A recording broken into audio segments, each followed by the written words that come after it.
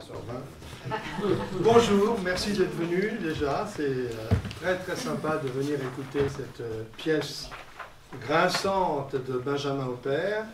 Et donc je vais en profiter pour vous présenter les comédiens. Et dès que l'auteur franchira cette porte, nous nous lancerons. Alors, de Jardin à Cour, Sandrine Pochkaï, Jean-Claude Dreyfus, Anne Bartel, Günther Verseeveren et Sarah Bretin. Voilà.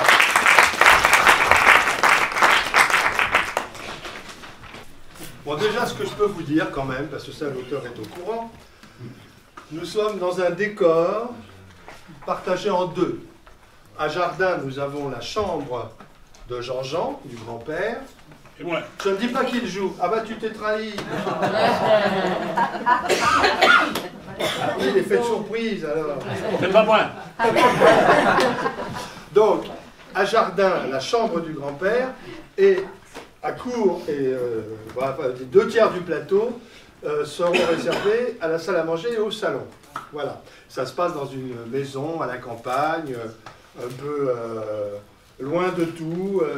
C'est plus qu'une maison d'ailleurs, c'est une très belle propriété. Très belle propriété. Absolument.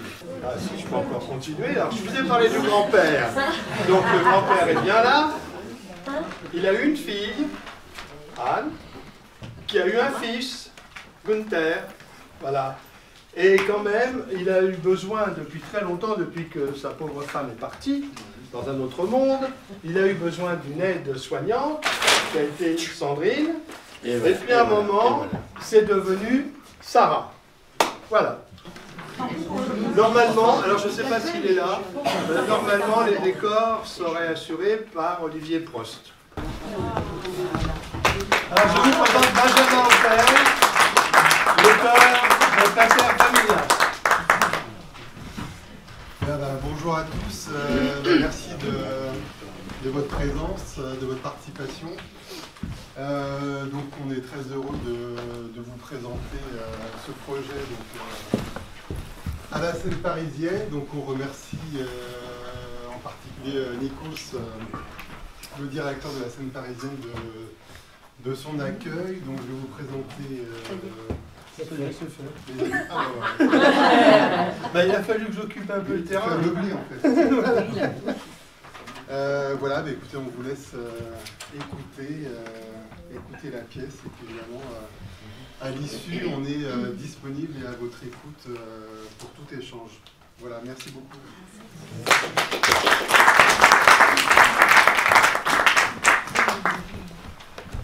Une maison au milieu d'une propriété. À gauche, une chambre. Un revolver veille sur la table de chevet. À droite, le salon, salle à manger. L'ensemble, même un peu étroit, donne une sensation de confort. Alice et Alexandre entrent, chargés de valises et de bagages. Papa? Papy? Y a quelqu'un? Bizarre que la porte d'entrée soit ouverte. Ça lui ressemble pas du tout. Personne dans sa chambre? Mais qu'est-ce qu'il t'avait dit exactement au téléphone? Tu m'écoutes pas. C'était un appel au secours. Il voulait prendre des dispositions, enfin bref, il voulait que je vienne. Ça fait combien de temps que vous ne vous êtes pas vus? Il y a 52 ans qu'il me faut à la porte. La dernière fois, c'était... 19 ans, que je n'avais pas mis les pieds ici. Son auxiliaire de vie n'a pas voulu que je vienne. Elle a tout fait pour nous mettre à l'écart. Quelle garce! S'il fallait compter toutes celles qui ont défilé ici. Elle passe son doigt sur la poussière des meubles. Il y aurait vraiment du ménage à faire. Tu m'étonnes. Tu sais, je suis vraiment désolée de te mêler à tout ça. J'avais prévu de passer le réveillon avec des amis, mais bon... Là, c'est un cas de force majeure. Jusque-là, il avait toujours dit la mort le plus tard possible. Mais quand il m'a appelé, il disait le plus tôt sera le mieux. Et s'il n'avait pas passé la nuit? Il nous aurait téléphoné quand même. J'aurais jamais cru que ce serait toi qui l'appellerais. J'ai du mal à l'imaginer diminuer. Grand-père. Quand il se mettait à table, il rugissait de plaisir et d'excitation comme s'il allait faire l'amour. Quand je pense à tout le mal qu'il m'a fait. Mais pourquoi? Il me battait parce que c'était... Tu n'as jamais pu me le dire. Il a toujours eu des filles de remplacement, sa factrice, sa secrétaire, sa filleule, sa kiné, etc., etc. Enfin, Elle tombe sur des photos encadrées, exposées sur une étagère. tiens, regarde, c'est même pas nous sur les photos. Comme toujours, c'est les enfants des autres. Comment se comporter avec lui après tout ça? Et après tant d'années? Il m'a toujours dit, la propriété, c'est la mienne, c'est pas la tienne, t'as rien à faire ici. Mon argent, c'est le mien, tu l'auras jamais. Ici, c'est chez moi, chez moi. Quand à 20 ans, je suis montée à Paris. On entend le bruit approchant d'une béquille, assommant le sol et cadencé tel un métronome. Jean-Jean arrive, appuyé lourdement sur ce qui est en fait un fusil. Ah! Je me demandais qui pouvait bien sonner à cette heure. C'était donc vous. Je faisais un dernier tour du parc. Bonjour papa. Comment ça va? Je vais chercher un pot de compote de cerises du jardin pour mon petit déjeuner demain. Cette compote, je l'ai fait moi-même l'été dernier. Il y a quelques années, je faisais tout moi-même. Légumes, conserves, fromage, pain et même les sorbets. À propos, on a apporté plein de bonnes choses pour le réveillon. J'ai déjà d'idées. Pour manger, débrouillez-vous. Bon, c'est dommage. Tu partageras bien un petit morceau avec nous. N'allez pas. Qu'est-ce que vous proposez? Du foie gras, de la tapenade et une bonne bouteille de champagne. Hein? Du foie gras, de la tapenade et du champagne. Ah bah, alors si vous insistez. Il y a surtout que ce serait sympa. Pendant que vous préparez, je vais aller m'allonger. Il va dans sa chambre. Prends la chambre, bien sûr. Pour moi, j'installerai le lit de camp ici. Alice va dans sa chambre, pendant qu'Alexandre range ses affaires dans un coin du salon. Sa bonne femme a envahi la chambre avec ses affaires. Quand est-ce qu'on se sentira enfin ici, chez nous? J'entends pas les casseroles! Lui qui n'avait pas faim. Le grand-père souffle bruyamment dans sa chambre dans une trompe de chasse. Qu'est-ce que c'est que ce boucan? C'est une Alexandre trompe de va chasse. voir son grand-père. C'est une trompe de chasse. Mais il nous prend pour du gibier ou quoi? Bien, qu'est-ce que tu foutais? Tu veux que je t'aide?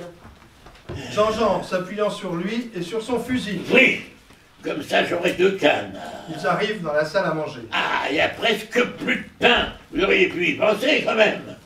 Faudra en racheter bientôt. Tantôt, hein? Ça veut dire quoi, tantôt? Ça signifie illico. Mais, t'as vu le vent qui souffle dehors? C'est le vent du Nord. Hein? C'est le vent du Nord! Alors, tu parles mal, on comprend rien. T'es pas assez habillé, tu vas prendre froid. Tu devrais mettre au moins un gilet supplémentaire. Eh bien, oui. Il l'aide à l'enfiler. Voilà, comme ça tu seras mieux. Le grand-père va fermer la porte d'entrée à clé, clé qu'il met dans sa poche. Ce serait bien que tu laisses la clé sur la porte. Ça n'a pas question. Et si tout à l'heure on peut aller faire un tour dans le parc? Ici, c'est moi qui décide. Bon, je vais ouvrir les volets dans les autres pièces. Il sort, laissant le père et la fille en tête à tête, ce qui provoque aussitôt une nervosité partagée. Vous voulez passer? Alexandre! J'arrive! Et la santé, comment ça va? Tout en mangeant, hein, je suis en train de manger un peu là. Hein. Ça va, je vais bien, je suis vieux, hein. C'est tout. L'autre jour, le Toubib est venu pour la routine. Après m'avoir examiné sous tous mes plis, il m'a lancé, croyant me faire plaisir, vous irez au moins jusqu'à 100 ans. Tu parles d'une nouvelle, hein. 15 ans comme ça, à rien faire, à servir à rien. C'est pas impossible. Passe-moi le foie gras, s'il te plaît. Je ne suis pas ceux qui sont d'endurance et qui veulent battre des records. Hein? Un conseil. Un conseil, mère jeune. Hein? Ce qui m'embête le plus, c'est que je ne pourrai bientôt plus mettre mon slip tout seul. Une jambe, bon, ça va. Mais pour la deuxième, faut se baisser. Faut lever la jambe comme ça. Faut viser. Voilà, oui, voilà. C'est beaucoup plus dur. Il y a une fois, je l'avais mis à l'envers. Il a fallu tout recommencer. J'ai failli me casser la gueule, moi. Non, c'est plus possible du tout, c'est plus possible. Alice pose sa main sur celle de son père. Ça va aller. Ici, on est là pour t'aider. Oui, passe-moi le fromage. Alice lui donne. Ça me rappelle le fromage fort que je faisais. Oh, oui. Ah, ça, je m'en souviens. Le fromage fort. Oui, c'était un mélange de tous les vieux bouts de fromage qui traînaient. Depuis des mois. Ça se sentait. Mauvais. C'était goûtu. C'est dégueulasse. Comment tu occupes tes journées? Tu sais, quand on est à la retraite, tous les jours de la semaine se ressemblent. Tu vas un peu en ville. Ah non. Tu regardes la télé? Ah non. Tu lis le journal. Non. Ah si, oui. La rubrique nécrologique. Pour voir si j'y suis. Je regarde tous les jours, mais je m'y vois pas. C'est marrant ce que je viens de dire.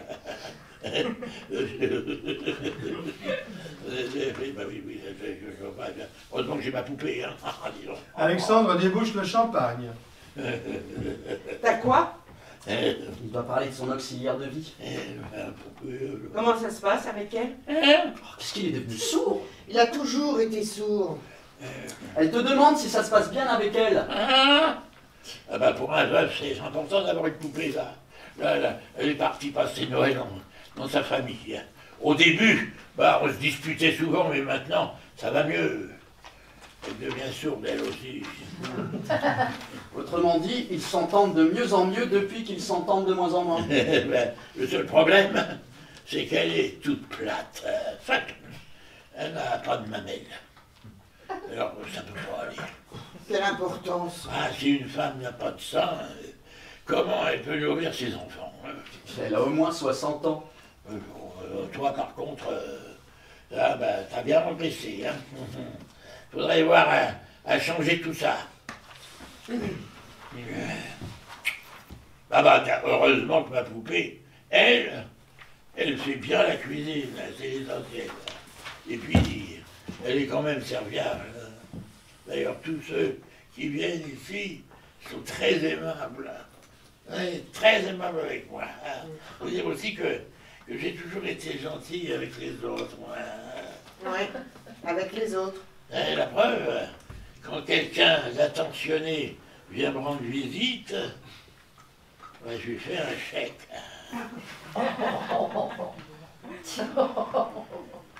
Tous les gens qui sont passés ici se rappellent des bons gâteaux que je faisais. Je laisserai de bons souvenirs.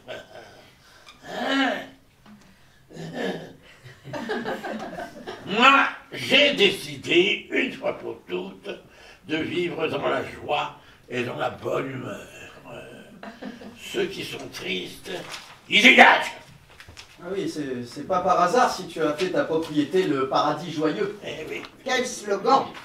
À propos de paradis, ça ne doit pas être trop mal là-haut, puisque personne n'en revient pour se plaindre. Tu es satisfait de la vie que tu as menée? Très content. J'ai eu une vie bien remplie, j'ai réussi tout ce que j'ai entrepris, une femme qui m'a bien assisté, je n'ai fait de mal à personne, et je me suis intéressé à tout. À tout, sauf à nous. J'ai fait de mal à personne. À personne. Ah, ça, oui, c'est une belle vie. Magnifique. Saint-Joseph, appelle-moi. Pourquoi Saint-Joseph? Ou Saint-Pierre, peu importe. Alice repérant un casse-noix en bois d'olivier. Tu te rappelles d'où ça vient, ça? Ah oui, c'est un cadeau de la Redoute. C'est moi qui lui avais offert après un voyage en Provence. C'est très joli. Où as-tu mis tous les livres que ma mère aimait tant? Ah, ça servait à rien, j'ai tout foutu à la cave. Moi, je suis à l'article de la mort. Ma mère, elle est déjà passée en quête. J'espère c'est ma dernière journée. Oh, dis pas ça. J'en ai marre. Moi, je vais me coucher. N'hésitez pas à faire du bruit. Quand je suis allongé, j'aime bien sentir une présence. Si vous entendez un grand boum pendant la nuit, venez. Et si j'ai besoin de vous, bah, je vous sonnerai. Il va dans sa chambre. Alexandre, saisissant une photo encadrée de son grand-père. Il devait avoir mon âge sur cette photo. Le bonhomme a bien changé. La peau cirée d'autrefois est devenue du parchemin. Et quand on pense que l'ogre a fini par dégonfler un peu... Oui, mais les yeux n'ont pas changé. À 50 ans d'écart, je vois au fond de ses regards ce même point accusateur et ce rictus de haine au coin de la bouche. Il ne nous a encore rien dit. Tu sais bien.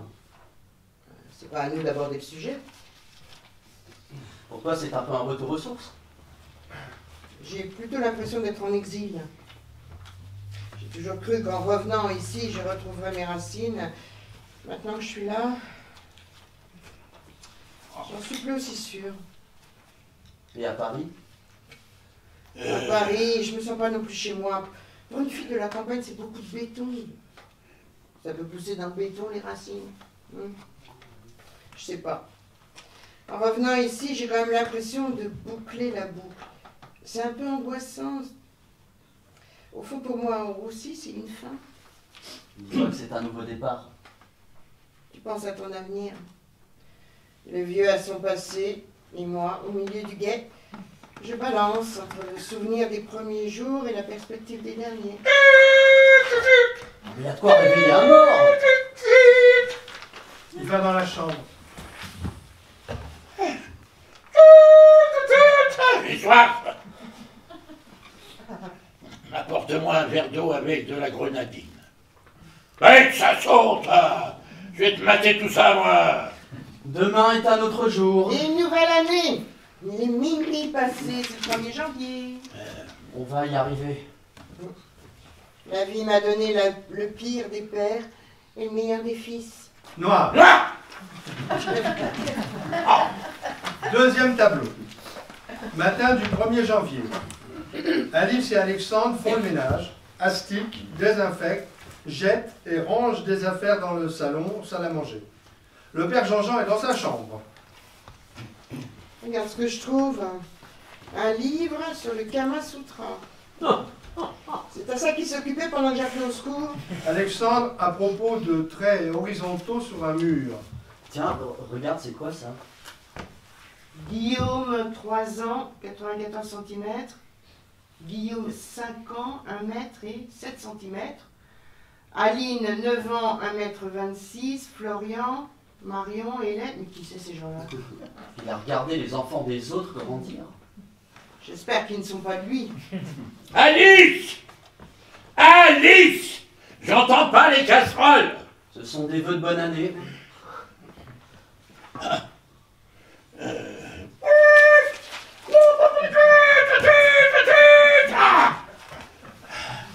Bonne santé, Alice.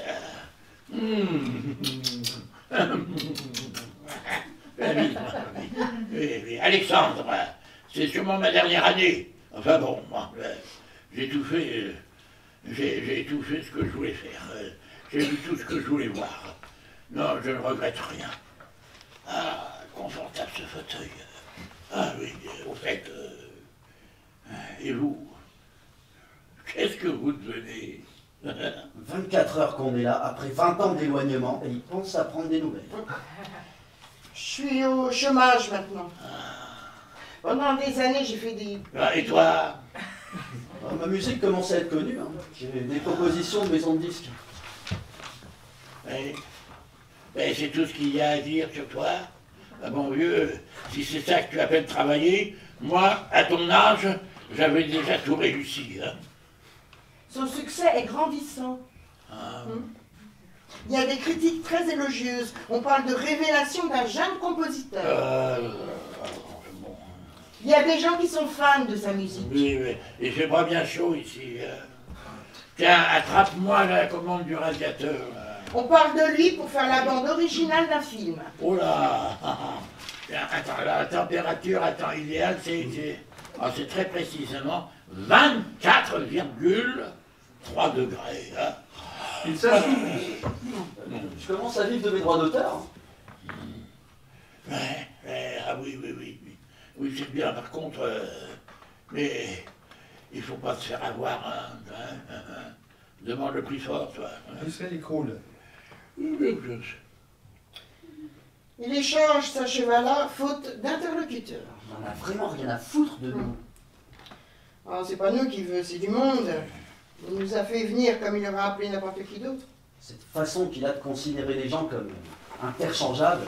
Moi, je me souviens d'un jeune type qui était venu me voir spécialement pour me présenter son invention. Des casseroles en acier inoxydable. Ce gars m'avait vraiment épaté, alors j'avais trouvé ça génial. Alors du coup, j'avais sponsorisé. Je préférerais être sourd. Alice lit une lettre qu'elle vient de trouver. Tu lui avais écrit, Moi? il y a 5 ans, pour lui demander de l'argent. Ah oui, c'est quand j'étais au chômage. Tu m'avais pas parlé de cette lettre. Bah, il m'a jamais répondu. Je t'aurais pas cru capable de faire ça. De quoi? Lui demander de l'argent et sans me le dire. Tu l'as bien fait, toi? Mais moi, je t'en avais parlé. Enfin, je pensais qu'on formait une équipe. Il faudrait que tu retrouves un mari. Ah, quel rapport? Bah, tu me parles de faire équipe? Oui, mais pas d'un couple. Quelqu'un frappe à la porte. Les coups redoublent. On connaît la porte! Tu attendais quelqu'un? Jean-Jean se lève pour aller ouvrir. Ah mais c'est Alice. Elle m'avait dit qu'elle viendrait me voir le 1er janvier. Elle vient spécialement pour moi, vous vous rendez compte? Qui c'est, Alice? Jean-Jean ouvre la porte et offre son plus beau sourire. Voilà la plus belle. Il l'embrasse goulûment sur les joues. Elle répond tout aussi affectueusement. Je brille. Bonjour Victor, vous allez bien? Ça va? Mon Dieu. Oh, comment pouvez-vous dire ça? Vous, un homme d'une telle vigueur. Oh, c'est pas faux. Hein. Vous allez voir tout à l'heure. Vous allez être surprise par mes progrès. Oh, j'en mets ma main au feu. Au feu. Hein. J'ai hâte de voir ça. Et en tout cas, je m'inquiétais, je me disais, elle a quand même pas oublié sa promesse. Elle va quand même pas me laisser avec les deux autres là. Hein. Bonjour. Faites pas attention. Victor, vous savez bien que je ne vous aurais oublié pour rien au monde. Vous êtes mon seul rendez-vous de la journée et j'étais impatiente de vous souhaiter une très bonne année. Et surtout, une très bonne santé. Oh, mais qu'elle est mignonne cette Alice. Oh, et regardez-moi ses yeux. Je vous adore. Il l'embrasse sur le front. On s'y met? Ah, oui. Mais avant, on va pas changer les bonnes habitudes. Hein. On va d'abord commencer par croquer son petit bout de chocolat. J'en prends 2. Gourmand de va.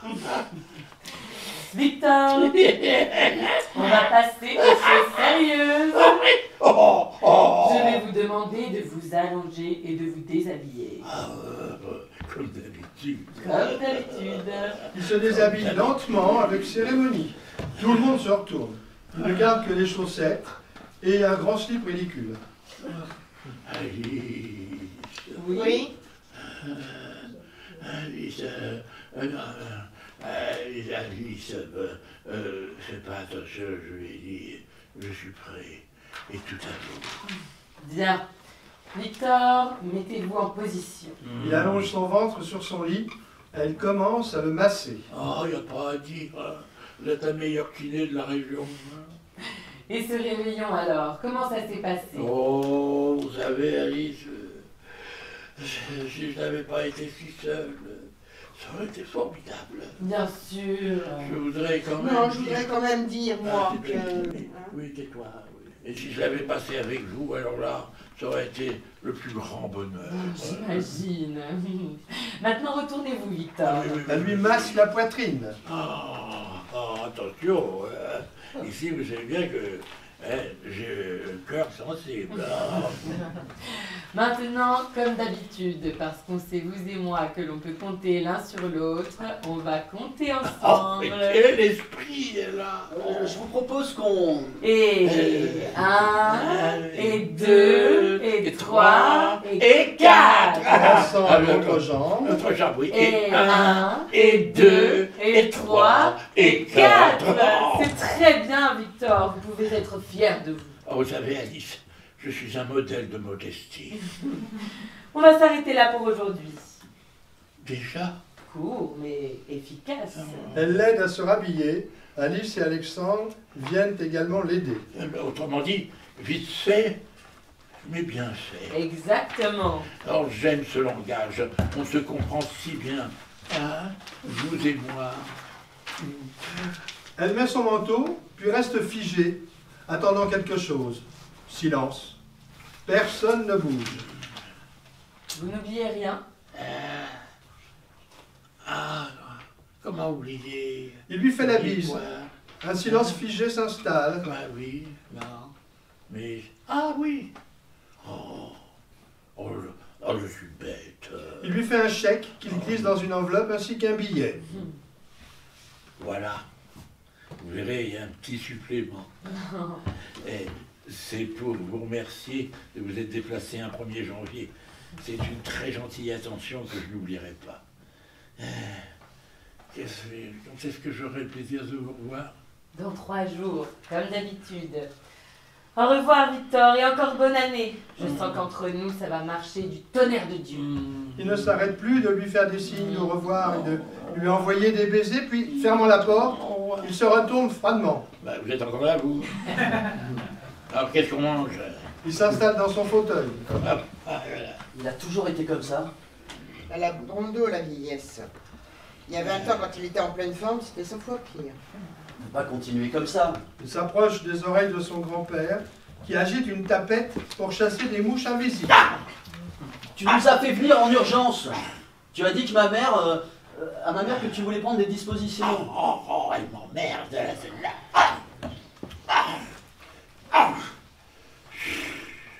Bon. Non mais quelle disposition? Si tu as une attaque et que tu ne peux plus parler pendant des mois, que veux-tu qu'on fasse? Je ne vous ai pas fait venir en urgence, comme tu dis. Ce n'est pas ce que j'ai demandé. Ce n'est pas ce que j'ai demandé à Alice. Elle a menti d'abord. C'est pourtant ce que tu m'as dit. Bah, les dispositions, je les ai déjà prises. J'ai tout légué à ma poupée. Bah, elle était là, elle. Vous ne venez jamais me voir. Je lui ai tout donné. Pourquoi t'as fait ça? Je voulais être sûr qu'elle reviendrait me voir après mon Noël. Oh, mais ça y est! Ça y est, il l'a fait! Il m'a déshérité! Il le renie! Il m'a toujours menacé de le faire, et il l'a fait! Tellement d'années de souffrance, tant de préjudices, non, même pas d'indemnité de consolation. Ce type, c'est la pire des pourritures. J'irai jamais sur sa tombe. À l'enterrement, quand même. On fera ça vite fait. Hein. Il a gâché nos existences. Tu vois, ce qui me fait le plus mal, c'est de penser que je sors de ça et que je porte son nom. Je me sens sale. Alexandre! Qu'est-ce que tu fais? J'aide ma mère. Hein?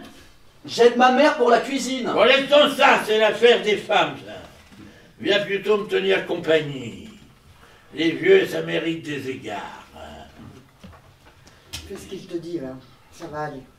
Alexandre rejoint son grand-père. Bon, maintenant, dis-moi qu'on est entre hommes, hein, on va pouvoir parler des choses sérieuses, toi et moi. Hein. C'est-à-dire? Ben, je veux que tu sois mon seul héritier. Quoi? Ah oui, plus je réfléchis, et plus je me dis qu'il faut un homme pour gérer une telle propriété. Oui. Un tel patrimoine que je rencontre, les poupées n'y comprennent rien. Ma femme, quand j'avais besoin de sa signature, je lui disais, là, la signe-là. Mais elle signait, hein, c'est tout. Oh, tu m'entends? Je me réfléchis. Ouais, mais n'hésite pas, mon vieux. Hein. Prends ce que je te donne. Mais tu me donnerais tout? Tout. même un magot caché dans la maison. Là. Oui. Un magot? Oui, de quoi subvenir à tous nos besoins. Les nôtres... C'est quoi? C'est quoi? C'est quelque chose que mon notaire ne sait pas. Hein? Personne d'autre d'ailleurs. Je t'en parlerai un jour. Non, c'est à ta fille que tout doit revenir. Arrête. En tout cas, ce qui est officiel et déclaré. Conclusion, hein? Je ne peux pas, je ne veux pas prendre sa place. Enfin, tu peux pas sauter une génération. Et pourquoi pas? Parce que ce ne serait pas normal, parce que ce serait pas honnête. Parce que tu ne peux pas faire ça, ma mère est ta fille et tu n'en as qu'une. Bon, on n'en parle plus, alors. T'es aussi arrêté l'eau que ta mère, toi. Pourquoi t'es comme ça avec elle? Comme ça, quoi? Tu te rends même pas compte. À partir du jour où elle est montée à Paris, elle nous a snobés, ta grand-mère et moi. Elle a renié ses origines. Alors, quand elle s'est mariée avec le fils d'un ministre, elle n'est même pas venue à l'enterrement de sa mère. Je savais pas ça. Ah, tu sais pas tout, mon vieux. Tu sais pas tout, tu sais pas tout. Quoi d'autre? Il y a 30 ans, elle a engagé des démarches pour contester ma paternité. Ah oui, oui, oui. C'était dégueulasse pour ta grand-mère. Hein. Elle en a fait une dépression. Après ça, Alice a essayé de me faire mettre sous tutelle. Tu veux bien me reparler du magot? Parlons d'autre chose. Tu baises souvent. Pour moi, avec ma poupée, je le fais 2 fois par jour. Écoute, ça me gêne de... Non, j'adore ça. C'est trop bon. Non, je peux pas m'en passer. Attends, s'il te plaît, on pourrait pas parler d'autre chose? Oh, il y a une fois, j'étais avec elle dans la cave et je l'ai pris. Non, mais arrête! Bon. Mais je fais sa chuchote, alors, hein, décidément. Il y a des fois, je me demande si on est bien de la même famille. Alice arrive avec ses valises. Je m'en vais. J'en ai marre. On n'aurait jamais dû venir. Prends tes affaires, on rentre. Attends. Appelle ta poupée pour qu'elle prenne la relève. On attendra qu'elle arrive pour partir. Mais alors je vous parle ici. Paniqué, il se rue sur le téléphone. Ça va pas mal finir. Il compose un numéro. J'espère qu'elle va répondre. Allô? Oui, tu m'entends? C'est moi. C'est moi, oui. Tu pourrais venir? Ah bon? Non. Tu peux pas me faire ça. Non, je fais un effort. C'est ça, oui. Bon, alors, rappelle-moi vite. Il raccroche. Je peux pas venir avant plusieurs jours.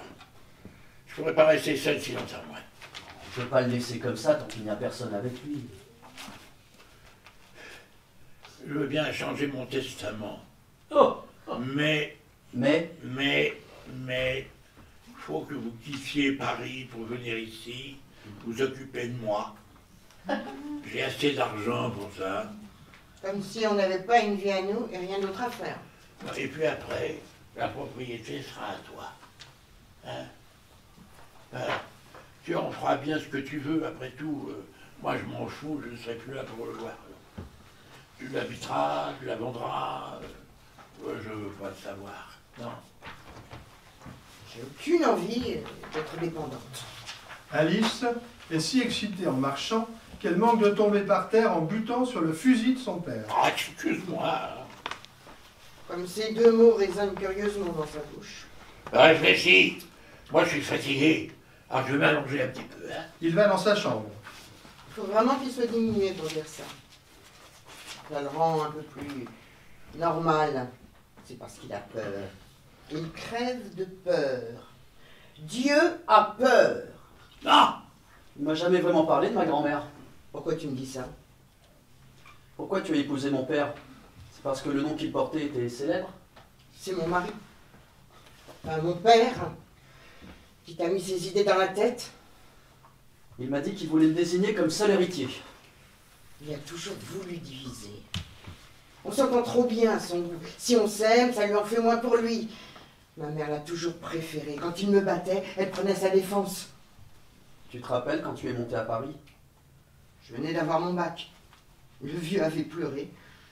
Il avait quitté l'école à 14 ans. J'ai voulu commencer des études et là, tout à coup, il m'a coupé les vivres. Il vient d'essayer de m'acheter. C'était sûr. On est pris au piège. Je pourrais refuser l'héritage, envoyer tout promener, partir d'ici. Mais c'est la grande affaire de ma vie. Il m'a toujours dit qu'il me renierait. Aujourd'hui, il me propose d'être son héritière. Comme il ne sait pas parler autrement que dans le langage de l'argent, j'en déduis qu'il reconnaît enfin mon existence. J'aurais préféré un père pauvre qui m'aurait aimé, tout simplement. Son argent, c'est la seule chose qu'il peut me transmettre et que je peux attendre de lui. Mais bien sûr. Quoi? Tu es sûr d'être très au clair avec toi-même? Précise. Tu as besoin d'argent. Et toi, pourquoi tu es venu? Parce que tu me l'as demandé, je suis venu pour te montrer mon soutien, mon affection. Et puis, tu n'as pas de mari. Tu recommences avec ça? J'ai raison, non? Non, arrête. Alexandre allant voir son grand-père. C'est d'accord. Ouais, bon, alors, si c'est d'accord, amène-moi du papier. Hein. Je vais te dicter. Alexandre s'exécute pendant qu'Alice les rejoint. Je sous-signe Victor Jean-Jean. Hein, oui, c'est moi. Déclare révoqué tous les dons consignés dans mon testament. Avant ce jour, sous quelque forme que ce soit, avec un T, et à quelque personne que ce soit, T, aussi. Par la présente, je désigne ma fille, Alice, et mon petit-fils, Alexandre, comme... Ta fille uniquement. C'est moi qui te donnerai ta part. Bah, ce serait plus simple maintenant, non? Plus tard. Le père Jean-Jean regarde Alice, puis Alexandre, qui après un temps approuve de la tête. Voilà, je reprends. Je désigne, donc, alors je désigne ma fille, j'aurais bien tué Alice, ma fille Alice, comme unique héritière. À ma... voilà. Mort. À ma mort. De tout ce qui m'appartient. Cette décision est irrévocable. Va déposer, je signe maintenant, donne-moi ça, je signe, voilà. Voilà. Hein, dépose-moi ça dans la boîte aux lettres de mon notaire. Sois prudent, la route est verglacée. Alexandre s'habille tout en cherchant le magot. Qu'est-ce que tu fais? Oh, rien ne peut m'arrêter. Je m'en vais porter la bonne parole. Le Nouveau Testament de Dieu. Tu restes ici, mais ça va pas poser de problème dans ton ménage, dis-moi. Hein, qu'est-ce que tu vas dire à ton mari? Papa, je suis divorcée depuis 20 ans. Oh bon, ça va alors. Hein. C'est bien. Comme ça, tu restes là à t'occuper de ton père. Hein. Va préparer la soupe. Dis donc, tu me parles autrement. T'énerve pas, Jeanne. Puisque je reste ici pour t'aider, il va falloir me respecter. Bon, ça n'a jamais collé entre nous. Je veux réussir avec mon petit-fils ce que j'ai raté avec toi. Tu te rends compte de ce que tu dis? Faut pas te fâcher contre moi. Je suis vieux, moi. Je suis fragile. Toi. Oui, c'est moi. toujours toi, il n'y en a que pour toi. C'est ça, évidemment, c'est toi la victime. Tu peux pleurer aujourd'hui, hein. Toi, tu m'as fait pleurer toute ma vie. Mais est-ce que je vais réussir à finir ma vie dans la joie et dans la bonne humeur? Ou est-ce que je terminerai accablé par ma propre fille? C'est horrible d'être l'enfant de quelqu'un comme toi. Oh, si t'es pas contente, il faut le temps. Maintenant que tu le veuilles ou non, je serai celle qui te fermera les yeux. Ah! Tableau 3. Le notaire m'a fait comprendre qu'il n'y a presque rien dans l'héritage. Même la propriété, ça ne vaut plus grand-chose. Ça a vieilli comme lui. Ça se déglingue comme lui. Et c'est un gouffre financier pour les entretenir. Ça m'étonne qu'à moitié. Ah oui? Moi, je m'y attendais pas du tout. T'en as mis du temps pour revenir. J'ai fait un petit détour. Hein? Et pour aller où? Je suis allé voir la kiné. Pourquoi faire? Je me sentais crispé, j'avais besoin de me faire masser. Vous avez fait la vaisselle? J'entends pas les casseroles. Et là, tu les entends? Tapant sur les casseroles. Le vieux se met à chantonner tout en se préparant à se coucher. Alexandre ferme la porte qui les sépare. Ce type n'est qu'un corps. Il n'a pas d'âme. Chez lui, tout est dans l'estomac, le sexe, les intestins. Mais à partir de quel degré de haine et d'exaspération passe-t-on à l'acte? Qu'est-ce que tu veux dire? Depuis 3 mois qu'on est là. Tu vois bien qu'il retrouve peu à peu une deuxième jeunesse. Il reprend du poids et de la force. Avant, il pensait à la mort jour et nuit. Maintenant, il chantonne et s'amuse. Mais tu vas voir qu'il va bientôt se mettre à courir. On peut se féliciter de l'avoir requinqué. Je me demande si on n'est pas allé trop loin quand même. En lui témoignant de l'affection, on le maintient. On n'a pas fait d'erreur. C'était important d'essayer de construire une relation normale avec lui. J'avais fait mon devoir. On se porte toujours mieux quand on fait son devoir. Je te sens changer depuis quelque temps. Tu as gagné en sérénité. Je n'oublie rien, je ne pardonne rien. Le mal est fait. Quoi qu'il fasse, même si tout d'un coup il me témoignait de l'affection, ça ne servira à rien, ce serait trop tard. Le passé, ou plutôt le passif. Il y a longtemps qu'il est au point de non-retour. La seule solution, c'est de faire avec. Tu en as pris ton parti, moi je peux pas. Il est encore bien jeune. Bon, d'accord, il fallait montrer à tout le village que la famille s'en occupe très bien, mais... Surtout qu'il aura répété pendant des années que sa fille était folle, et que son petit-fils était bon à rien. Aujourd'hui, on ne fait plus que tourner autour de son nombril. Il nous met sur le grill en permanence. C'est pour ça qu'il est tuant. Bâti comme il est, avec sa vigueur, il n'est pas prêt de s'éteindre. Hein. D'ici là, on n'a pas vocation à s'enliser dans un enfer à durée indéterminée. On ne peut pas savoir quand tout ça prendra fin. 3 mois, 2 ans, 10 ans. Il y a plusieurs centenaires dans la famille. On ne peut pas le quitter des yeux, sinon il changera à nouveau ses dernières volontés. Pour être toléré ici, il fallait montrer qu'on pouvait lui être utile. On a parlé de fric avec lui, il n'y a que ça qu'il comprend. Et en même temps, si on en parle trop, il se dit ils veulent me liquider pour avoir le pognon. Il ne sait pas qu'on est au courant qu'il n'y a plus rien dans la caisse. Je pense même qu'il ne sait pas qu'il est ruiné. Je vais rester, et j'irai même plus loin. Le peu que j'hériterai, je le donnerai à une association caritative. Tu ferais ça? Quand les anciens Égyptiens voulaient tuer quelqu'un, ils effaçaient son nom. Me déshériter, c'était me tuer. Aujourd'hui, je ne suis plus une bâtarde, c'est l'essentiel. Gling gling, gling gling, gling gling, gling gling, mon verre de grenadine, gling Tu sais bien que j'y pense tous les soirs. gling.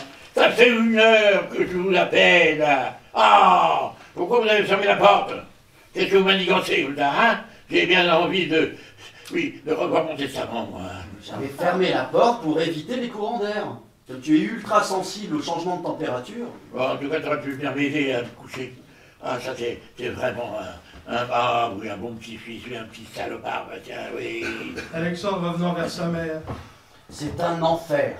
Quoi qu'on dise, quoi qu'on fasse, il interprétera comme une menace. Si on parle plus d'argent mais de culture, il craint d'être méprisé. Si on lui témoigne de l'affection, il pense qu'on veut l'amadouer. C'est dingue d'être obligé de manœuvrer comme ça. Je savais que plus il vieillirait, plus sa paranoïa augmenterait. Mais... Oh. En tout cas, on a fait ce qu'il fallait faire. Je ne partirai pas sans avoir réglé la question. Laquelle? On le prolonge ou on l'achève? C'est tellement exaspérant, tellement incorrigible, tellement irrécupérable. C'est moi qui ai le plus de grief contre lui. Et pourtant, j'ai l'impression d'avoir de l'empathie. Je retrouve en lui les maux physiques dont je commence à souffrir. Quand je le regarde, je vois ce que je vais devenir. Elle sort pendant qu'Alexandre déplie son lit de camp, se couche et s'endort. Le père Jean se réveille. J'ai sauté une page? Oui, je crois. Ah merde. Je suis pas encore réveillé. Page 28, non, 41 pour moi. 28. Vas-y, Alexandre, excuse-moi. Ce n'est plus tenable. J'ai de plus en plus le sentiment qu'il ne reste qu'une solution. Il est enfin à notre merci, dépendant de nous. On a sa vie entre nos mains. Tu tombes dans son piège. Au moins, on aura fait une fois dans notre vie quelque chose de constructif avec lui. Terrible d'en arriver là. Ça ne peut plus continuer. Comment l'achever? Peut-on pardonner à un tortionnaire ses actes parce qu'il est devenu vieux et faible? On pourrait lui donner les restes de jambonneau qui traînaient dans le frigo bien avant notre arrivée. Il faudrait qu'il mange des bananes pour se fortifier davantage. Autre possibilité. On pourrait oublier de mettre certains médicaments dans son pilulier. Ça m'étonnerait qu'on lui ouvre le ventre pour vérifier. Il faut qu'il boive moins d'alcool étant donné les médicaments qu'il prend. Je l'ai bien observé pendant sa marche matinale sur la terrasse. Il délaisse son fusil pour s'appuyer sur la rambarde au bord de l'escalier descendant. Il pourrait très bien tomber du haut de sa grandeur. On expliquerait la chute fatale par une perdicuire. Il faut qu'il marche 2 fois par jour pour que ses jambes ne se rouillent pas. On pourrait commencer à vendre des objets aux antiquaires. Ça lui ferait un choc. Tant qu'il est là, ce serait vraiment trop cruel. Pas autant qu'il a toujours été avec nous. Tu finis par devenir comme lui. J'espère que tu ne me traiteras pas comme ça quand je serai à sa face. Ça n'a rien à voir. Enfin, la situation sera complètement différente. Je n'ai pas du tout le même rapport avec lui et avec toi. Bon allez, ça me fatigue tout ça, je vais me coucher. Bonne nuit. Bonne nuit. Elle sort pendant qu'Alexandre déplie son lit de camp. Voilà. Ding ding, ding ding. Ah, mais qu'est-ce que vous foutez là? Qu'est-ce qu'ils foutent? Hein? Ding ding. Alexandre finit par arriver à moitié endormi. Je te réveille pas? Il est 3 heures du matin. Hein? Il est 3 heures du matin. Oui, mais j'avais compris que c'était du matin. Oui.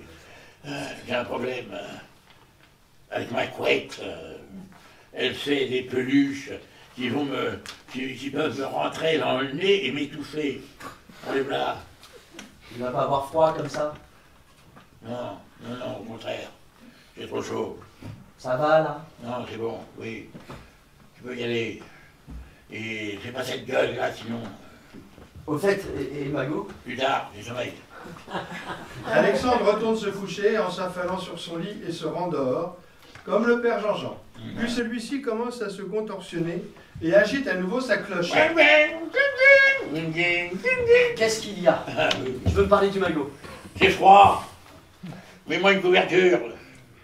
Je te l'avais bien dit. Hein? Ça va comme ça? Oui. Ah, tu peux filer maintenant, c'est bon. Le propos.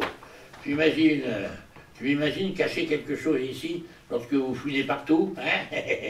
Et tout est à la banque, mon pauvre vieux. Jean-Jean ricane. Alexandre retourne dans son lit. Oui. Le père Jean-Jean se rendort. Oui. Alexandre se redresse pour réfléchir. Il retourne dans la chambre du vieillard, saisit le revolver sur la table de chevet et colle le canon sur la tempe du grand-père. Il reste dans cette position de longues secondes, puis repose l'arme et va s'asseoir dans un fauteuil du salon. C'est pas vrai, mais c'est pas vrai! Ouais, vous êtes là, hein? Il y a quelqu'un? Vous pouvez venir? Alice arrive dans le salon en chemise de nuit, à moitié endormie. Pourquoi tu vas pas? Il est venu, lui. Il m'a aidé, lui, quand j'étais dans la merde. 2 ans au chômage.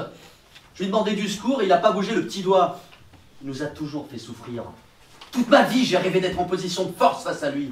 Alors parce qu'il est vieux et fatigué, il faudrait qu'on lui pardonne tout le mal qu'il a fait. Ah, ce serait trop facile. Aujourd'hui, il nous demande de l'aide. Qu'il crève. Noir! Non mais... Tableau 4. Le lendemain soir, Alice est dans le salon, le père Jean-Jean dans sa chambre, en train d'astiquer son fusil. Chacun parle pour soi. Quand je suis venue lui demander de l'aide pendant la crise, j'étais prête à occuper la petite maison de jardinier au fond de la propriété. Pourquoi il n'a pas voulu? Ah, tu es ma mémoire, la seule personne avec qui je partage les souvenirs les plus lointains, les plus durs aussi. Quelqu'un m'avait dit, il vous mettra toujours à l'écart. Il vous fera les pires saloperies Mais quand il verra venir la fin, c'est vous qui l'appellerez. Quand tu es né, ma femme ne s'occupait plus de toi. J'ai été dépossédé. Pourquoi c'est pas moi qui l'a aimé? Il a besoin d'être admiré, d'être applaudi, dès qu'on ne le flatte plus. Peut-être qu'il a raison. Je suis pas assez. Je suis trop. Oh, des merdes, tiens. La sensiblerie, c'est pour les bonnes femmes. Hein. Alice va voir son père. Papa, je voudrais te parler. Oh, où est Alexandre? Il faut que je lui parle de choses sérieuses. Entre hommes. Il est probablement avec ta kiné. Quoi? Alexandre entre. Où es-tu passé? J'avais besoin de prendre l'air. Encore avec elle? Est-ce qu'il y a un moment où je vais pouvoir vivre ma vie? Ne touche pas à Alice. Elle est à moi. À moi. La priorité, c'est de nous aider ici. Parfaitement. Non mais vous trouvez pas que j'en fais assez, hein? Pas besoin que je fasse l'intermédiaire entre vous alors. Non, mais il n'y a aucun problème entre ma fille et moi. Aucun. Non, aucun. Ah bon, bah très bien, donc je peux m'en aller. Oui, tu restes ici. Sinon, je déshérite ta mère et tu n'auras pas ta part. Jean-Jean va dans sa chambre. On peut pas continuer comme ça. Il faut l'assommer par tous les moyens. C'est-à-dire? Il faut mater la bête. Il faudrait qu'il retrouve son état de somnolence. On va lui donner des somnifères. Tu crois? Il n'y a que lorsqu'il dort qu'il est supportable. L'éliminer, non, mais le calmer, oui. Il faut employer les grands moyens. À contexte exceptionnel, manœuvres exceptionnelles. Je glisse un quart de comprimé au milieu de tous les autres. Tout notre besoin de tranquillité est dans cette petite pilule allongée. On a peut-être enfin trouvé la solution. Alexandre va dans la chambre du grand-père qui regarde sa photo de jeune homme. Son petit-fils souffle dans la trompe de chasse. Tu n'as pas entendu les casseroles? Le dîner est prêt. Doucement quand tu me parles. J'arrive. Les enfants, à table. Il s'installe pendant qu'Alice sert le dîner. Que vous en faites de ces gueules. Franchement, c'est pénible de vous voir triste comme ça. Pour vivre vieux, il faut vivre heureux. Ou plutôt comme un imbécile heureux. Le dîner est ponctué par les lappements réguliers du père Jean-Jean, concentré sur sa soupe, sa bouche ronflant de plaisir à chaque cuillerée. Quand je le regarde, j'ai la sensation d'être en face d'un étranger. Je connais ça par cœur. J'ai toujours pensé que la cigogne s'était trompée de maison. Et pourtant, depuis que je suis ici, je sens que je change. Je sais pas trop si c'est en bien ou en mal. Le père Jean-Jean sort le nez de sa soupe. Quand je suis arrivé ici, j'étais un vrai Parisien. Je me sers du pinard. Très intello, dis-moi. Hein. N'oublie pas tes médicaments. Tiens, regarde ton grand-père. Il va te montrer comment enlever la coque d'un œuf dur. Je le fais, regarde. Tu colles l'enveloppe pour en faire de petites miettes que tu enlèves consciencieusement, comme ça. Voilà. Hallucinant. Ah, je suis très intelligent, mais ce n'est pas contagieux. Le bois. Je me souviens, quand j'étais plus jeune, je faisais tous les jours la route entre ici et Châtenay. Mais par contre, je ne me souviens plus par où je passais. Prends tes médicaments. Alice et Alexandre suivent centimètre après centimètre le trajet irrégulier des pilules, passant de la nappe au doigt plissé. Ah oui, en passant par la route qui est bordée de coquelicots. Il avale une des pilules. C'est pas celle-là. Ah, alors ça doit être par le chemin qui coupe à travers les champs de tournesol. Il avale une autre pilule. Non plus. En prenant la nationale alors? La bonne pilule passe de la paume à la bouche. Voilà, c'est bien. Ça, c'est le bon choix. Allez. Santé, hein? Santé. Santé, monsieur. Ça me surprend d'avoir du plaisir à faire un peu de cuisine. Toi qui excelles dans le réchauffement des pizzas surgelées. L'as du micro-ondes et le spécialiste des plats prémâchés. Je me resserre un peu de pinard. À ça, vous les mangez ici, les 5 fruits et les légumes par jour. On est passé de nos studios à une grande propriété. Pourtant, je me sens infiniment plus à l'étroit dans ce huis clos.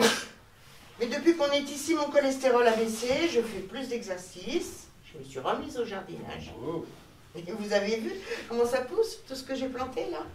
Et en plus, j'ai maigri. Ah oui, tu trouves? Bon, allez, je vais t'aider à t'installer dans ton fauteuil. Le père Jean-Jean s'apprête à sortir de table. On va lui proposer du raisin. Non, non, qu'il aille au salon, on sera plus tranquille. Si, on va quand même lui en proposer. Le téléphone sonne. Ah, mais si ça peut bien être à ce heure-ci. Sûrement le Panthéon qui vient aux nouvelles. Ils aimeraient tellement connaître la date du transfert des cendres. Oui, allô? Ah, c'est vous. C'est qui? C'est sa bonne femme. Non, ne venez plus. C'est qui? Non. Vous vous occupez d'une personne âgée ou vous faites du commerce? C'est qui? Mon père n'est pas une marchandise. Laissez-le tranquille. Et nous aussi. Mais c'est qui? C'est ça, on sait ce qu'on verra. Mais c'était qui? Une vendeuse de frigidaire. Oh! Elle avait l'air d'avoir une sacrée morgue. Je crois pas si bien dire. Ah ben ça fait du bien, tiens. Ça faisait 20 ans que j'attendais ce moment. Mais qu'est-ce qu'une personne comme toi peut attendre de bon? Alexandre faisant diversion en lisant le journal à voix haute. Tiens, papy, toi qui as travaillé dans l'agriculture, écoute ça, ça va t'intéresser. Des chercheurs sont arrivés à isoler le germe de l'oignon qui provoque des larmes quand on l'épluche. Oh là.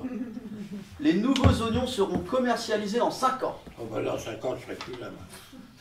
Tu ne seras plus là et nous, on n'aura même plus d'oignons pour pleurer. Hein? Alexandre. Mais qu'est-ce qu'il a à rire là, comme ça? Hein?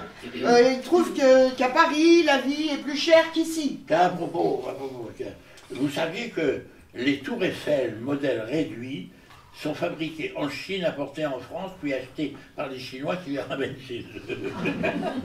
La pilule n'a pas l'air de faire d'effet. Ah, moi, je suis allé à Paris une seule fois dans ma vie. Hein. J'avais 20 ans. Et je voulais à tout prix... Il commence à cligner légèrement des yeux et s'arrête brusquement au milieu de sa phrase. Alice et Alexandre s'immobilisent pour se braquer sur lui. Ah. Manger dans... Oh oui, dans une bonne brasserie. Qu'est-ce que j'ai picolé ce jour-là, mon verre, émaillé, oh, et à moitié vide, hein, Ah bah, imagine comment tu pourrais le remplir. Le pinasse, c'est de la pinasse. Et ça fait du bien, par où ça passe. Il est toujours aussi excité. Il faut forcer la dose. Tu veux du café? Hein? C'est du décaféiné. Ah oui, oui, je veux bien, oui. Alexandre se lève de table pour aller discrètement mettre des somnifères dans la tasse du père Jean-Jean, puis apporte 3 chopes. Ah oui. Tiens, bois vite pendant que c'est chaud. Ah oui. Le père Jean-Jean boit son café. Tu me dis combien? 1m86. Ah, oui. Ouais, bon, je sais pareil, mais je ne fais plus qu'à 1m70. Je me suis tassé. Étonnante remarque, venant d'un grand homme. On tambourine violemment la porte. Mais qu'est-ce qu'on entend là? Il y a de l'orage ou quoi? Coup encore plus fort. Qu'est-ce que c'est? Victor! C'est moi! Ouvre! Et qui ça, moi? Et ta femme, ton ange gardien, ta poupée! Mais quoi? Vous n'avez rien à faire ici, foutez le camp! C'est toi, Joséphine? Oui! Ouvre! Oh, c'est bien de me protéger, mais oui, non, là c'est bien, mais je veux la recevoir. Alexandre ouvre la porte. Je veux lui parler! Laissez-moi lui parler! Victor, qu'est-ce qui se passe? Mais qu'est-ce qu'ils te font? Rien, je croyais que tu ne pouvais pas venir. Puis ça fait des mois qu'ils m'empêchent de te voir! Mais il ne veut plus que je sorte. Il me vole ce qui m'appartient, me donne à manger n'importe quoi. Puis il me réveille la nuit. J'en étais sûre! Oh, j'arrive à temps, mon Victor! Qu'est-ce que tu racontes là? Je parie que vous lui avez dit beaucoup de mal de moi. Avec lui, nous ne parlons jamais de choses insignifiantes. Vous pouvez donc être tranquille. Je vais porter plainte contre vous. Pour quel motif? Enlèvement, séquestration, acte de barbarie. Un point pour elle. Osez, Joséphine. Elle est complètement folle. Oui, folle de moi, oui. Oui, je sais, oui. n'est pas une poupée, c'est un épouvantail. Et, partout, balle au centre, et toi tu te laisses insulter. Moi au moins j'ai pas abandonné mon père pendant 20 ans. Ne parlez pas de ce que vous ne savez pas. Tout le village sait que vous avez été dégueulasse avec ce pauvre vieux pathétique. Oui, dégueulasse, oui. Oui, par contre, pauvre vieux pathétique, je ne te permets pas. Je te rappelle que tu m'as laissé tomber à Noël, et à cause de toi, j'étais obligé de passer les fêtes avec 2 croque-morts, là, 2 croque-morts. C'était plus Noël, c'était Halloween. C'est une faute grave que tu as commise, très grave. Vous êtes payé pour aider les vieux, vous n'avez pas honte de les plumer? On va se plaindre à vos employeurs. C'est Victor, mon employeur. Oh, c'est vrai que je t'ai employé à beaucoup de choses. Oh. Souviens-toi de toutes nos nuits, comme c'était merveilleux. Ouais, mais c'est vieux ça aussi. J'ai besoin de chair fraîche, moi. N'oublie pas que tu as pris des engagements avec moi. Je voulais que je l'épouse. Oh. Ouais, bah, elle m'a forcé à tout lui léguer. Sale garce. Mais c'est faux. Je ne t'ai forcé à rien. C'est toi qui m'as dit que tout serait un jour à moi. Il a changé ses volontés. Mais le paradis n'appartient qu'à Dieu. Je t'ai suivi dans tous tes périples. Ne me dis pas que tu donnes tout à tes enfants. Des minables, comme tu disais. Après tout ce que j'ai fait pour toi. Ah, c'est comme ça que tu me remercies. Oui, je te remercie, tu peux partir. Tu m'as roulé dans la farine. Je dirais même qu'il vous a mis dans le pétrin. Salaud. Vieille peau. Pervers. Non, vous ne savez pas mieux que les uns que les autres. Vous êtes tous contre moi. Allez, tout le monde veut mon argent. Vous n'avez aucune pitié pour moi. Il y a que, oh oui, que ma kiné qui me comprenne. Je vais tout lui léguer. Dès que tu me l'auras rendu. Doucement quand vous parlez de ma fille. Votre fille? Notre fille à Victor et à moi, ta demi-sœur. Papa, ne me dis pas que... J'ai dit, récupérer tout l'héritage du tas. Alice agrippant violemment Joséphine pour la conduire jusqu'à la porte. Bon, allez, ça suffit. Mais maintenant. lâchez-moi, lâchez-moi.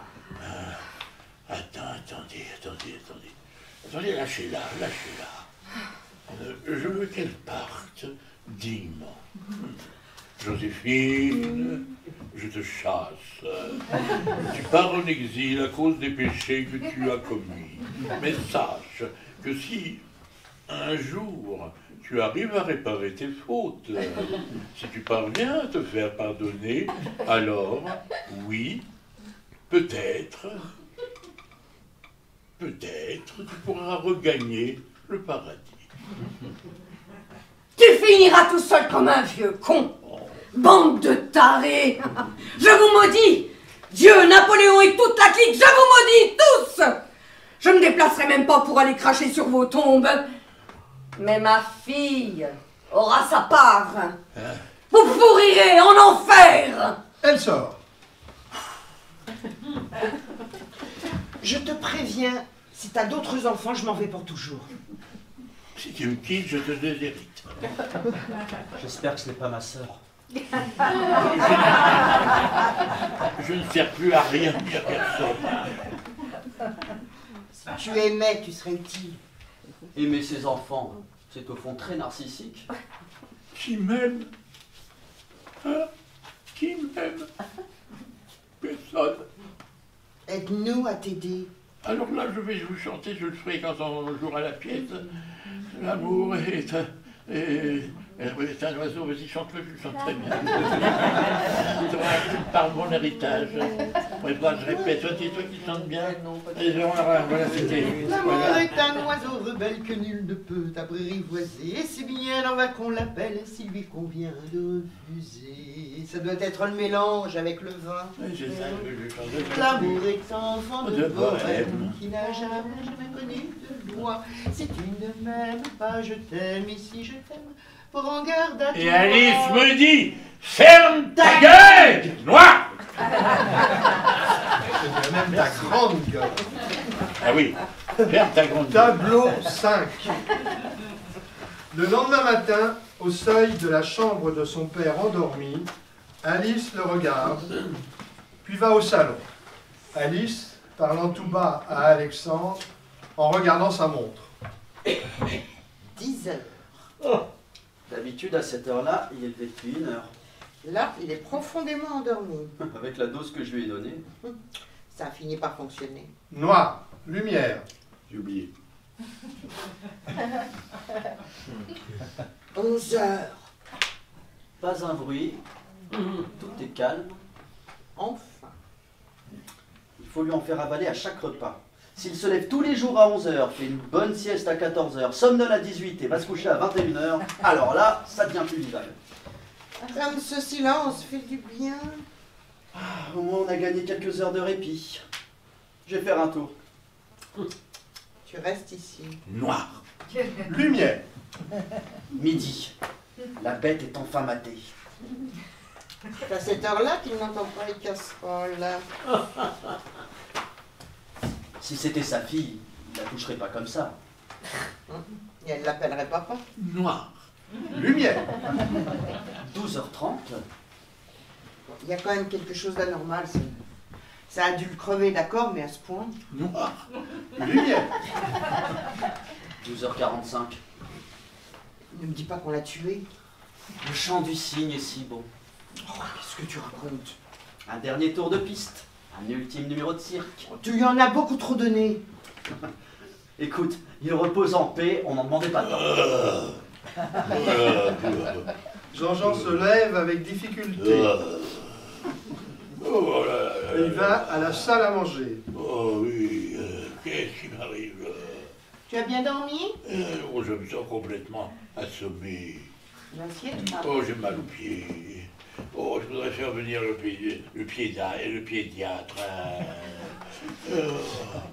Oh, j'ai fait un rêve, mais un très curieux. J'atterrissais en hélicoptère dans mon paradis et je me retrouvais au milieu d'un champ de poireaux qui me regardait tout fixement en me gueulant d'une seule voix. Bienvenue, frère! Tu es sûr que c'était un rêve? Ah, donne-moi du café. Et là, ça m'a réveillé. Vous n'avez pas entendu? Je veux mon café! On va bientôt se mettre à déjeuner. Comment ça? C'est l'heure. Quelle heure? Midi passé. Quoi? Mais je me suis jamais réveillé aussi tard. Qu'est-ce que vous m'avez fait? Qu'est-ce que vous avez foutu dans mon verre? Tu lui as rien donné? Un peu trop de grenadine, peut-être? Hein? Maintenant, je me servirai à boire tout seul. Donne-moi du chocolat que je me remette de tout ça. T'en as à côté de ton fauteuil. Il n'y en a plus. Comme d'habitude, j'ai mis une tablette entière hier à côté de ton lit. Non, Si, je t'assure. Non, mais tu dis non. Tu manges trop. Non. Ah.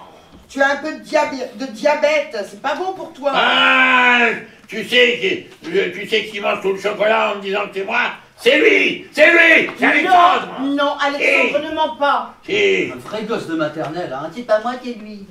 Il a 1,5 pied dans la tombe et voilà à quoi il pense. Je rêve où il n'y a plus de pain. J'ai pas eu le temps d'en racheter. Il n'y a plus de pain non plus. On te l'a laissé hier soir et tu l'as fini. Il aurait quand même pu en racheter, non? Non, mais on s'occupe de toi tous les jours à temps plein. On fait le maximum au détriment de notre travail et de notre vie, alors ça va, hein?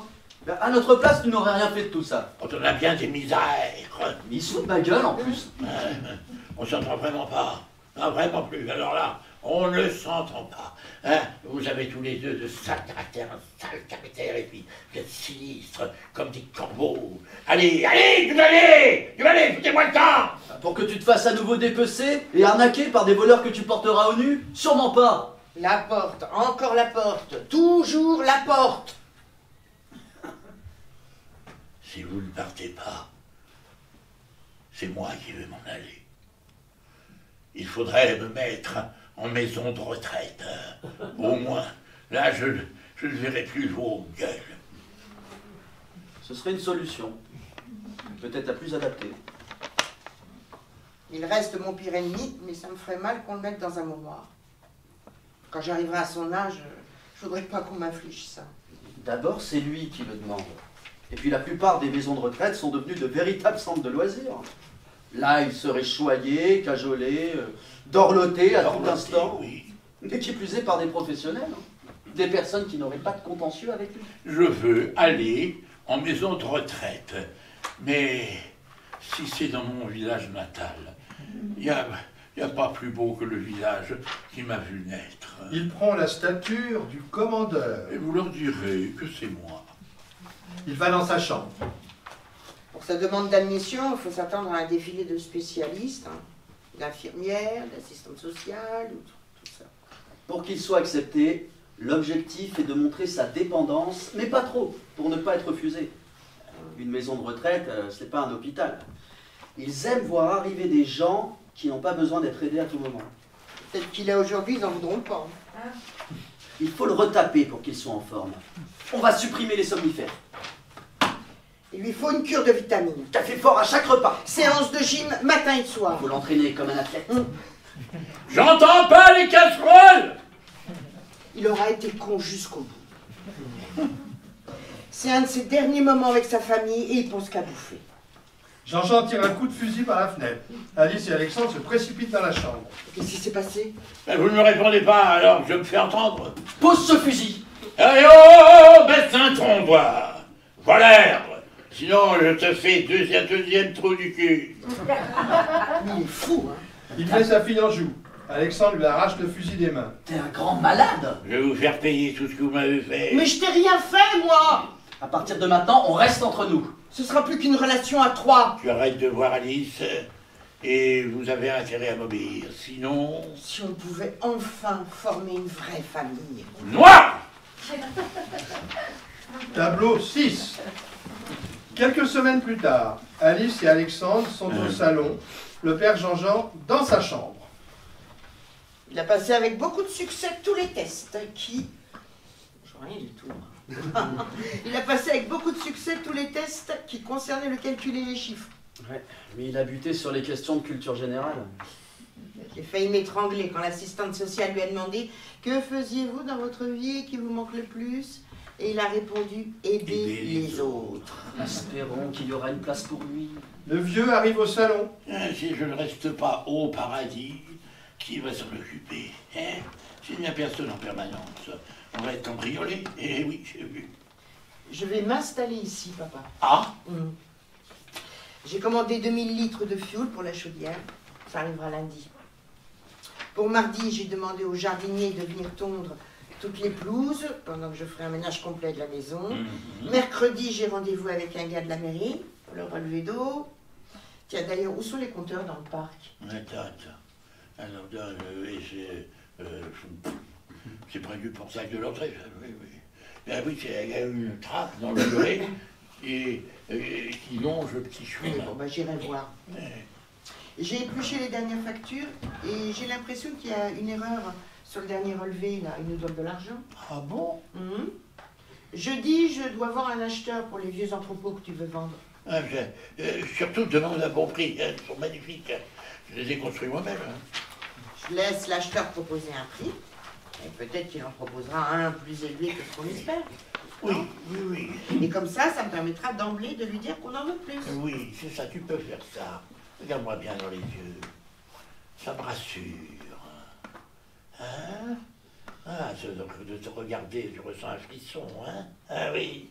Tout à l'heure, je repensais aux membres de la famille qui ne sont plus là. Le tonton, le curé, et Babette, la cousine qui dormait dans ses nappes tellement elle était pauvre. Alphonse, le neveu alcoolique qui ne se saoulait qu'au champagne. Il avait le sang beige et qui pétillait.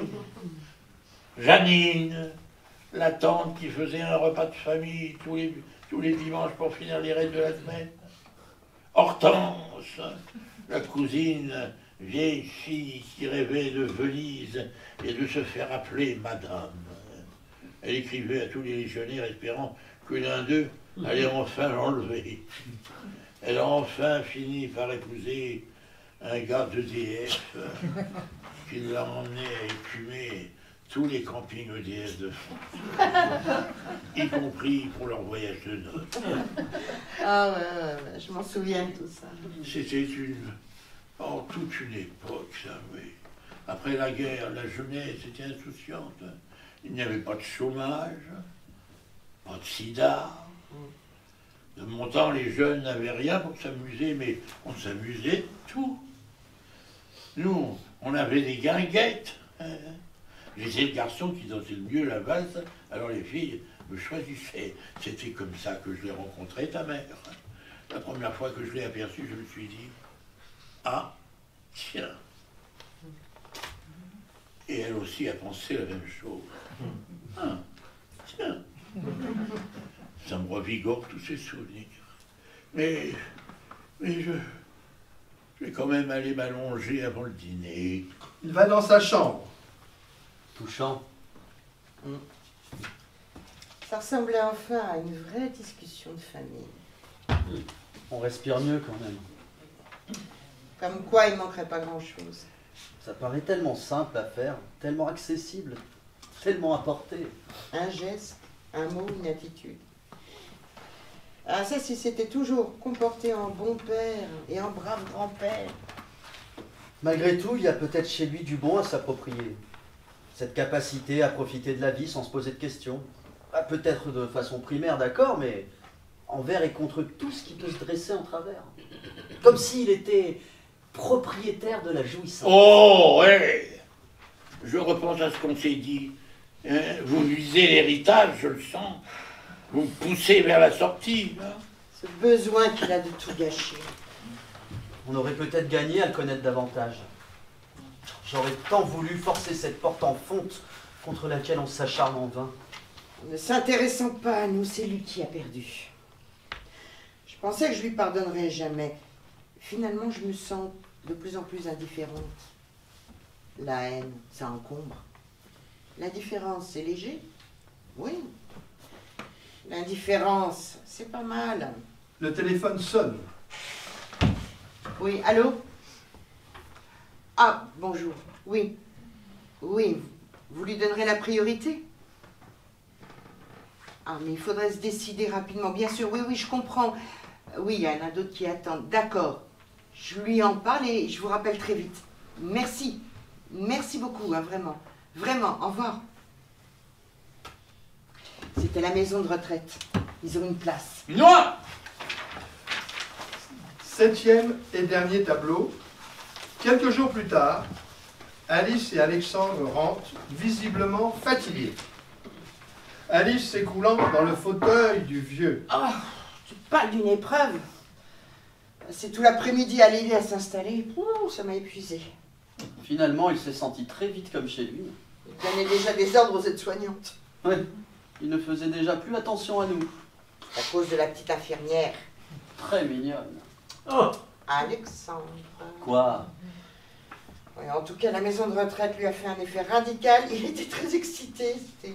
C'est inespéré d'avoir une nouvelle perspective. Ça le stimule. Je croyais qu'il finirait ses jours dans sa maison cercueil. Tu as vu qu'il voulait son chéquier? C'est interdit à la maison de retraite. Il regarde par la fenêtre. Tu as vu? Le chêne perd de plus en plus ses feuilles. On entre déjà dans l'automne. Lui qui avait l'air si massif, il a perdu de sa superbe. Avec son air de baudruche à bout de souffle, il a l'air bien inoffensif. Elle s'approche également de la fenêtre. Fini d'aveugler l'horizon. On voit désormais la route. Elle n'a jamais eu l'air si plane. Regarde, depuis qu'il fait plus froid, les moineaux reviennent se nourrir dans les mangeoires. Pendant tout l'été, ils nous ont snobés. Et maintenant que l'hiver arrive, ils sont bien contents de nous retrouver. Je me souviens du jour de notre arrivée, 9 mois déjà. Les pelouses étaient tondues au centimètre près. Aucune feuille morte ne flânait dans les allées. La nature s'est délivrée. Le parc est débraillé. Les haies peuvent enfin étendre leurs tiges, sans craindre la cisaille. Même la mousse qui commence à lézarder sur les parapets donne une sensation de confort et d'aisance. Oh tiens, il y a ces charentaises. Oh, on les a oubliées. Alexandre les enfilant. Ah dis donc, elles sont à ma taille. Oh, qu'est-ce qu'on est bien dedans. Alice déambulant dans la pièce. Sans la différence. Du calme, enfin. Je n'entendrai plus parler de casserole.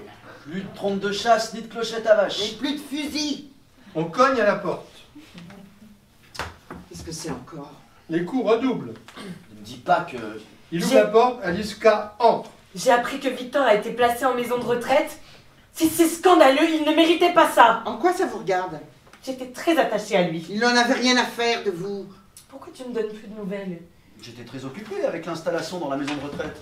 Vous perdez vos clients. Ma mère me dit que je suis la fille de Victor. C'est faux. Il me devait de l'argent. Je t'ai offert plusieurs cadeaux. Victor était beaucoup plus généreux. Je vous donne un billet et vous disparaissez. Elle lui tend. Quand est-ce qu'on se revoit? Eh bien... Ça suffit. Barrez-vous. Je ne veux pas votre agent. Je vais voir Victor, c'est un homme, lui, un vrai. Elle sort. Il n'a plus de chéquier. Mais comme il va devenir liquide, il pourra te payer de sa personne. Il referme violemment la porte. Voilà, ça c'est fait. Il s'installe dans le fauteuil de Jean-Jean comme si c'était un trône.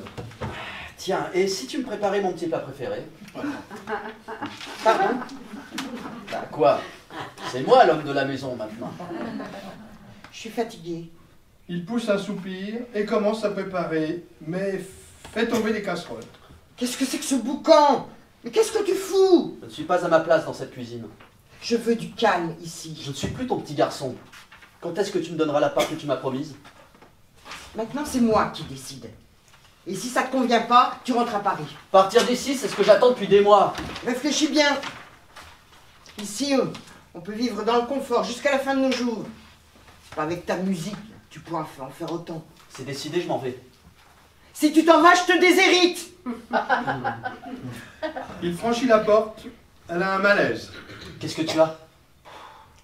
C'est la vieillesse. Le téléphone sonne. Non, laisse-moi, je vais répondre. Il lui passe le combiné. Oui, allô? C'est la maison de retraite. Qu'est-ce qu'ils veulent? D'accord, passez-le-moi. Elle branche le haut-parleur. Vous avez oublié de me donner ma compote de cerise. Faut me l'amener tout de suite.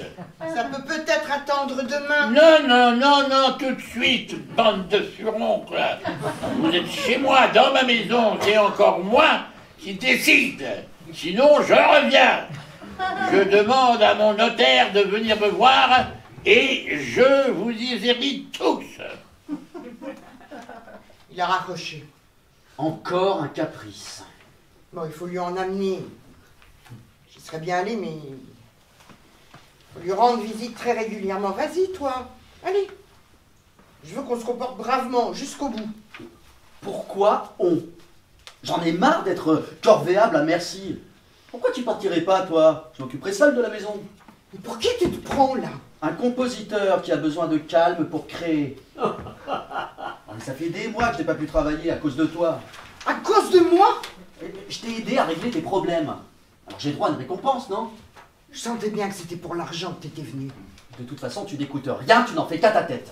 Toi non plus, tu m'aimes pas. Ça suffit. Ça finira donc jamais. Vite donc!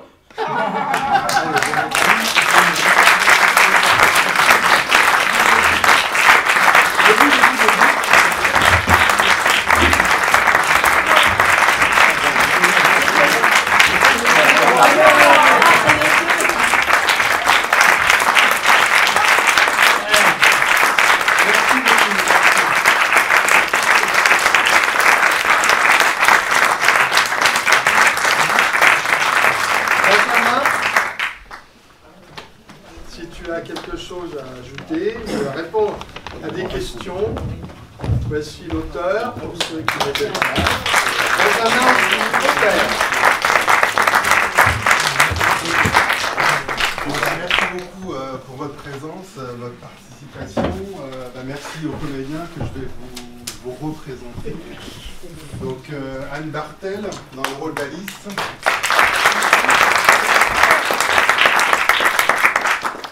Sandrine Pochcaille dans le rôle de Joséphine.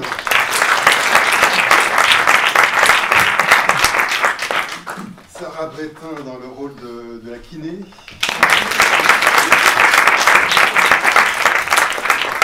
Donc Gunther Van Severen dans le rôle d'Alexandre.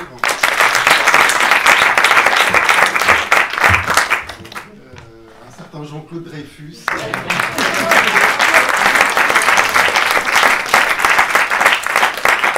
Et tout ça sous la houlette de Idriss. Et le texte de Benjamin Hopper.